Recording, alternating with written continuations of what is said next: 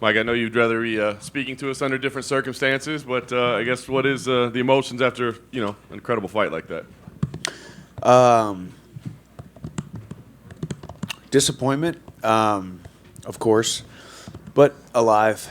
I mean, Madison Square Garden, huge opportunity, number 2 guy in the world. At some point, you're like, I went out there, I did everything I possibly could. In any endeavor in life, if you do everything that you possibly can, and the cards don't fall your way, it's part of it. But I wanted to show, too, that I was going to come here after a loss just like I have after a win.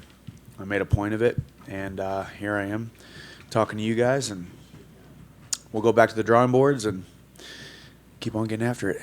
Well, appreciate you doing that. I mean, obviously, people always say, well, Chandler's going to come out quick, but then he's going to fade early. But, you actually won the second round. I mean, some momentum was shifting your way. I mean, do you take any solace, I guess, and maybe that you prove that's a bad narrative? Yeah, I do. But then you start to think, well, shoot, that makes it even worse, So, because I was. And, I think it's just, man, this is such a game of inches. That's why y'all love it. That's why everybody in that arena was blowing off the roof tonight. This is just such a beautiful sport, and the UFC does it the best. And these platforms that we get, the opportunities that we have, are going to live on forever, But one more sleep, I get to go home and be dad and husband for a little while, and it's going to be fun. You didn't have to go to the hospital, right? I mean, you're here. I didn't. Healthy as an ox, baby. Nice. You guys did share some words afterwards. Kind of a weird build-up, sometimes nice, sometimes bad. I guess what was said afterwards, did you guys put everything behind? Yeah, I mean, I'm not going to say what was said because I'm not here to talk about, put that out there. It's between he and I. I did go over there to be a man of my word. I said win, lose, or draw. I would shake his hand and be respectful after. And something was said, and I didn't really like it. So we're still friends. / enemies / whatever we are. We're not really sure what we are. So he said something in the moment that kind of upset you. I mean, it wasn't as graceful in victory as I would have been, or I would have liked. Yeah. But don't have expectations of other people. They'll always just let you down.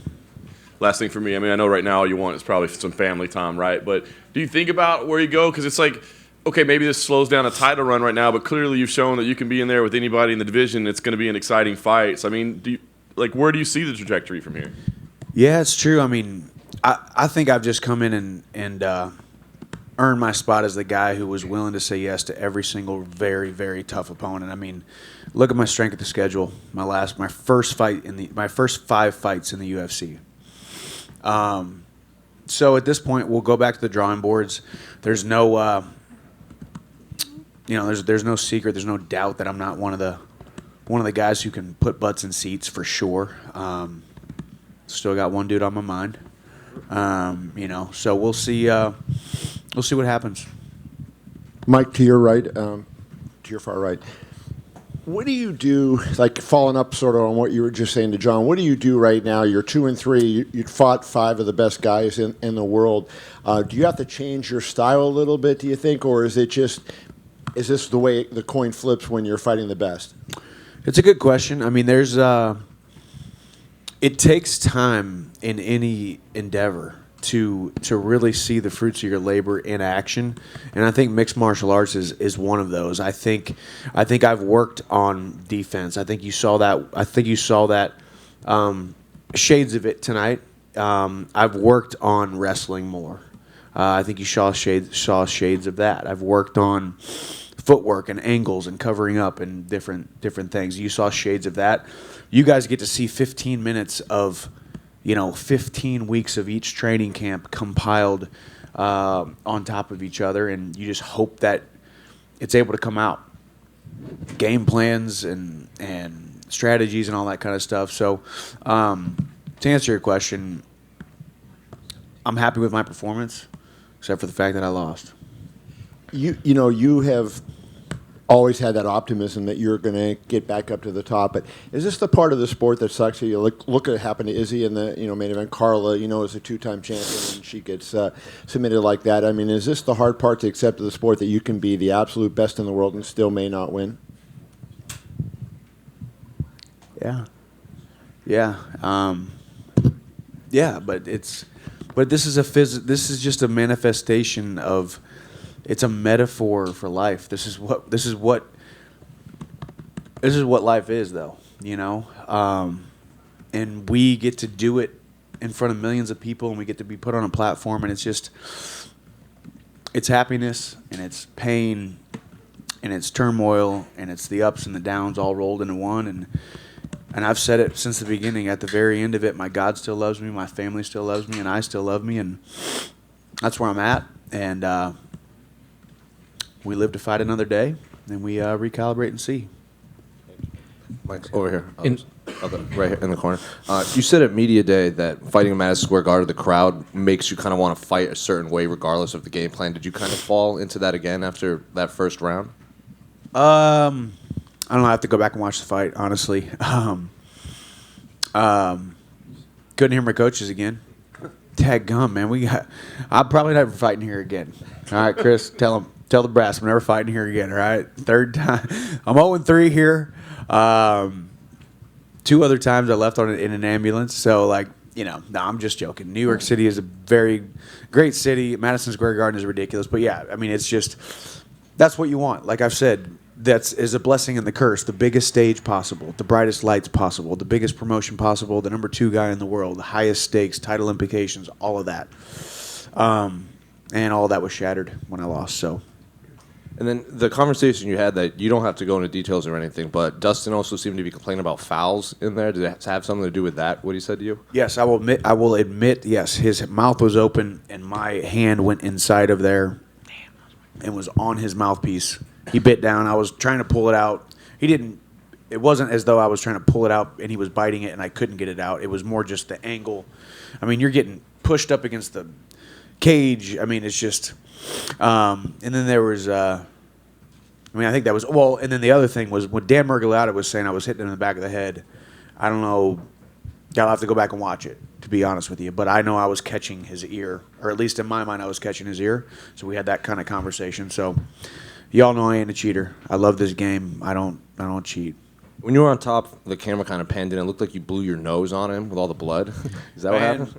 I gotta rocket up my nose right now, trying to keep it stopping from bleeding. I mean, it was, if I wanted to breathe, that blood needed to come out. So I mean, it wasn't a malicious weird thing, but it was definitely like, hey man, sorry you're down there, but I didn't create gravity. I didn't. Thank you. Exactly. Mike, just one quick one. You said there's still one guy on your mind. Is it safe to assume that's Conor McGregor? Of course, man. I mean, I think at this point, he comes back and he looks at the suitors. I don't think I'm the easiest fight that he could take, but I do think I'm the biggest fight that he could take. I think Conor McGregor stepping back in the octagon does big numbers no matter what. But he and I step inside the octagon, we do staggering numbers. I do think that. And I respect him. We'll love to see him come back. Maybe I'm the guy that comes back and fights. What would be your message to him to, I guess, jump in that USADA pool? Because it sounds like he's going to need 6 months of testing before he can fight. Yeah, get on it, man. We all know that fighting is his first love.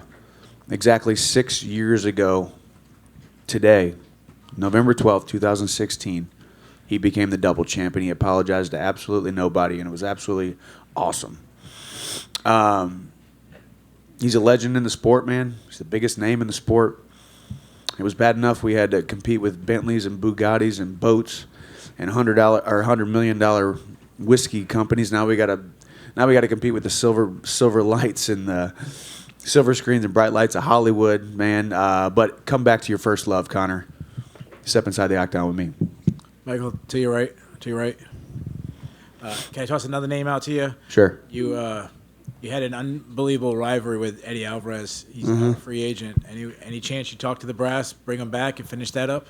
That's not a bad idea either. I mean, Eddie's, when you talk about, obviously Frankie Edgar today, I just love the dude, just amazing pioneer of the sport. Eddie, the same thing. Eddie and I have got some history. Eddie and I have made some magic in there. Eddie was a former UFC champion. I would love to see him come back here and get thrown back into the mix. And there ain't no way that he and I are not fighting if he comes back to the UFC. So I love the idea of that fight. I mean, obviously, I'm not throwing in the towel here by any means. I still think I'm one fight away from still being possibly called up for the title shot. But at this point, I need to get another win inside the top 5 or top 3, and we'll see. In the middle. Yes, sir. You had a number of opportunities, it looked like, to maybe get your arm under the chin for a rear naked, and it just never seemed to coalesce.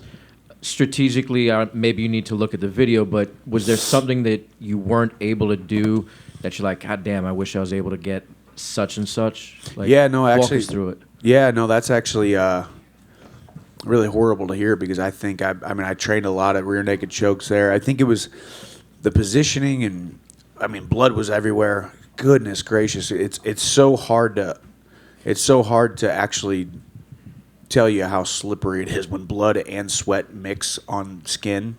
It's crazy from a being on top leverage standpoint. So now, yeah, I'll probably go back and say, well, you blew that one, Michael, because I did think that I was going to be able to rear naked choke him. I actually had visions and visualized myself rear naked choking Dustin this camp, and turns out he did to me. Fudge. And Michael, back here. Yes, sir. 5 fights that you had so far in the UFC, 5-star classics. Is it hard to see the positives right now, what you have accomplished thus far in the UFC, considering you haven't won the championship? Or is it easy to see the positives and also see the negatives and work on the negatives? Yeah, no, it's not hard to see. Honestly, I'm 36 years old now. I've been through a lot, and I will continue to move forward with complete disregard to my previous failures, my future opposition, and anything that stands in my way. I've gotten to the point now where, man, I'm just living the dream. Yeah, man. This is my second career. Yeah. I had one career outside the UFC, and now I have a new career inside the UFC, and I am absolutely living the dream. Absolutely. And enjoying it. Awesome. And you can play every sport with one ball, but MMA takes 2. And thank you very much for always being in the cage and displaying your guts. Yes, sir. Thank you.